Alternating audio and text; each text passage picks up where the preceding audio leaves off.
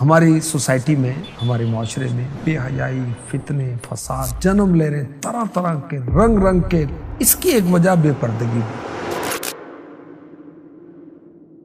بعض لوگ جو ہے نا وہ کہتے ہیں یار یہ کیا قید کر رہے ہیں آپ عورت کو، کیوں پردے کی بات کر رہے ہیں؟ ارے بھائی ہم نہیں کر رہے، اللہ کا حکم ہے، اس کے حبیب کا حکم ہے، اسلام کا حکم ہے، اور ہمارے لیے اللہ کا فرمان بس ہے، کافی ہے، ہم مسلمان ہیں۔ سورہ احزاب میں ارشاد ہوتا ہے، اے نبی اپنی بیویوں اور اپنی صاحبزادیوں اور مسلمانوں کی عورتوں سے فرما دو کہ اپنی چادر کا ایک حصہ اپنے اوپر ڈالے رکھیں، یعنی جب ضرورتاً گھر سے نکلنا پڑے تو دوپٹے کے علاوہ چادر بھی اوڑھ لیں جس کا ایک حصہ چہرے پر ہو۔ جو عورتیں پردہ کرتی ہیں وہ خود کو شیطان کے شر سے بچنے کا سامان کرتی ہیں۔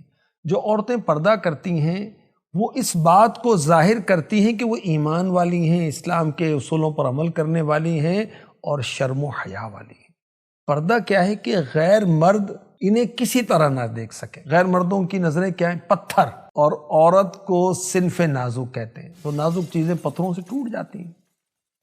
تو اسلام پاکیزہ مذہب ہے، عورت کی عزت کا محافظ ہے، جبھی تو پردے کا حکم ہوا، وَقَرْنَ فِي بُيُوتِكُنَّ، اور اپنے گھروں میں ٹھہری رہو۔ اگر کوئی بے باک یہ کہتا ہے کہ عورتوں کو پردہ کرانے کی بات کرتے ہو، مردوں کو کون نظریں نیچی رکھیں، عورتوں کو نہ دیکھیں، تو انہیں معلوم ہونا چاہیے اللہ پاک نے عورتوں کو پردہ کرنے کا حکم دیا اور مردوں کو نظریں نیچی رکھنے کا حکم دیا۔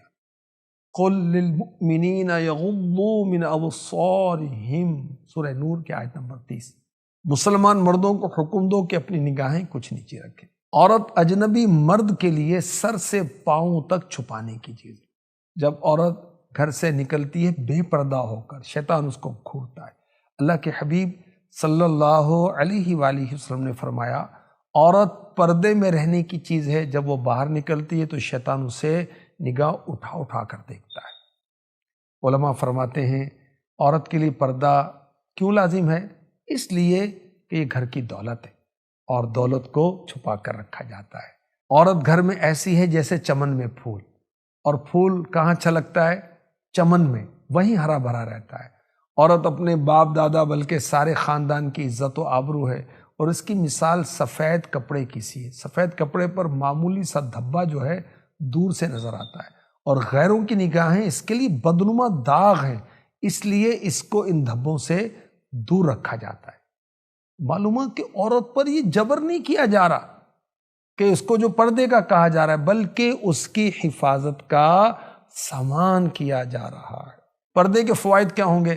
اللہ رسول کا حکم مانا جائے گا، اطاعت ہوگی اللہ رسول کی۔ پردہ دلوں کی طہارت کا سبب ہے۔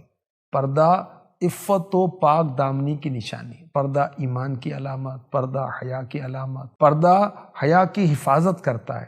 پردہ غیرت کا تقاضا ہے۔ با حیا اور پردہ دار عورت کو اسلامی سوسائٹی میں عزت و وقار کی نظر سے دیکھا جاتا ہے۔ پردہ عورت کو بری نظر سے، فتنوں سے بچاتا ہے، برائی کے راستے کو روکتا ہے۔ عورت کے پردہ کرنے سے معاشرے میں بگاڑ نہیں پیدا ہوتا، معاشرے میں امن و سکون رہتا ہے۔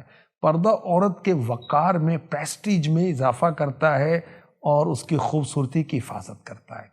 یاد رکھیے کہ بے پردگی میں اللہ رسول کی نافرمانی، بے پردگی میں ہلاکت، گناہ کبیرہ، بے پردگی میں اللہ کی رحمت سے دوری ہے، اور بے پردگی لعنت کا سبب ہے۔ بے پردگی جہنم میں لے جانے والا کام ہے۔ بے پردگی قیامت والے دن اندھیرے کا باعث ہے۔ بے پردگی نفاق کی علامت ہے۔ بے پردگی برا کام ہے جو اللہ کو پسند نہیں ہے۔ بے پردگی معاشرے میں فحاشی کو عام کرنے کا اور پھیلاؤ کا ذریعہ ہے۔ بے پردگی رسوائی کا باعث ہے۔ بے پردگی شیطانی کام ہے۔ بے پردگی فطرت کے، نیچر کے خلاف ہے۔ بے پردگی میں انسانی تہذیب کی تذلیل ہے۔ بے پردگی میں بے شمار برائیاں اور اس کی یہ بنیاد ہے۔ بے پردگی حیا و غیرت کے خاتمے کا سبب ہے۔ بے پردگی نوجوان نسل کی تباہی کا بہت بڑا ذریعہ ہے۔ بے پردگی بسا اوقات خاندانوں میں لڑائی کا باعث بنتی ہے۔